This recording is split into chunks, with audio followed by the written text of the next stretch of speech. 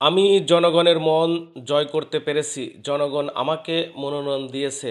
তারপরও দল যাকে মনোনয়ন দেবে, তারেক রহমান যাকে মনোনয়ন দেবে, তার সাথেই আমরা কাজ করব, এমনটাই বললেন বাংলাদেশ জাতীয়তাবাদী কৃষক দলের কেন্দ্রীয় কমিটির সদস্য ও কুষ্টিয়া ৪ খোকসা কুমারখালী আসনের বিএনপির মনোনয়ন প্রত্যাশী হাফেজ মঈনুদ্দিন।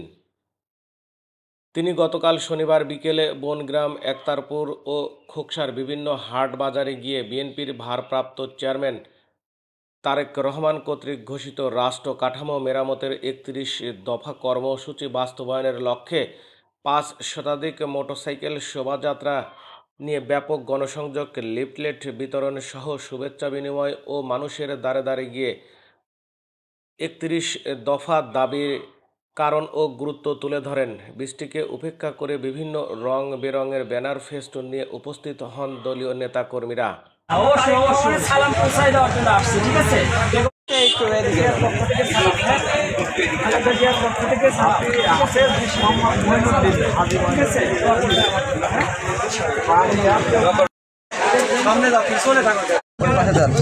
আরে ভাই দাঁড়া, আরে ভাই নিয়ে নেন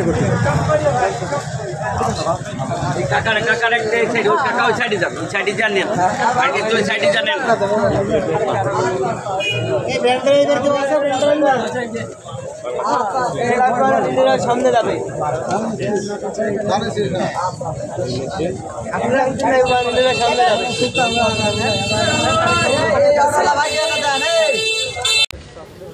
তো এটা আমি যেটা বলতে চাচ্ছি যে দলীয় মনোনয়ন থেকে আমি যে জিনিসটা বেশি প্রাধান্য দিচ্ছি সেটা হলো যে জনগণের মনোনয়ন। জনগণের মনের মধ্যে যদি আমার দল যদি আমাকে জনগণের মনোনয়নটা আমি এই জন্যই বেশি প্রাধান্য দিচ্ছি। জনগণ যদি আমাকে সাপোর্ট দিয়ে দেয়, দল অবশ্যই আমাকে সাপোর্ট দেবে। ইনশাআল্লাহ যদি জনগণ আমাকে সাপোর্ট দিয়ে দেয়, তারেক রহমান এখানে যাকে ধানের শীষের মনোনীত প্রার্থী করবেন, ঠিক আছে, অবশ্যই আগামী দিনে ধানের শীষের প্রতীক নিয়ে যে আসবে তার বিজয় একদম সুনিশ্চিত।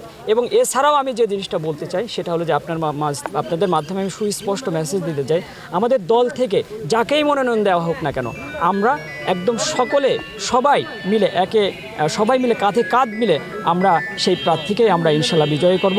আমরা ধানের শীষকে বিজয় করব এবং দেশনেত্রী বেগম খালেদা জিয়াকে বিজয় করব এবং বাংলাদেশকে বিজয় করব। মনোনয়নটা এখানে কোনো বিষয় না। আমি আগে দলের মনোনয়ন থেকে আমি যে জিনিসটা বিশেষভাবে চিন্তা করছি সেটা হলো যে আমাদের নেতার যে সালাম, আমাদের দেশনেত্রী বেগম খালেদা জিয়ার যে সালাম, এটা আমি একদম গ্রাম থেকে গ্রাম প্রত্যন্ত অঞ্চলে পৌঁছাই দিচ্ছি। জনগণ যদি আমাকে মনোনয়ন এই স্থানীয়ভাবে দিয়ে দেয়, দল অবশ্যই আমাকে মনোনয়ন দেবে, ঠিক আছে?